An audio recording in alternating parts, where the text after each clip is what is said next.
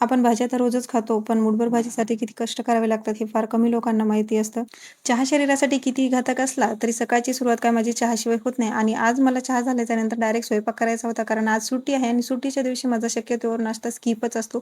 मग हरभऱ्याची भाजी घेतली आणि तिला थोडं-थोडं करून असं झाडून घेतलं. माझी आजी तर बाजेचा उपयोग करते आणि अशी झाडून भाजी स्वच्छ करते आणि ही भाजी कुटताना तर खरी मेहनत करते. कारण हाताला काटे टोचतात, जखमा येतात आणि त्या झाडाला आंब पण असते आणि भाजी कुटल्याच्या नंतर हात तर अक्षरशः चुरचूर करतात. तेव्हा जाणवतं की ही भाजी जी आहे ती काही सहज मिळत नाही आणि हे सगळं मी माझ्या आईला करताना बघितले. त्यामुळे तिच्या मेहनतीची जाणीव मला आहे आणि माझी एक विनंती पण आहे, जे माझे व्हिडिओ बघत आहेत, तर ही भाजी घेताना शक्यतोवर बार्गेनिंग करू नका. कारण या भाजीमागे खूप कष्ट दडलेले असतात.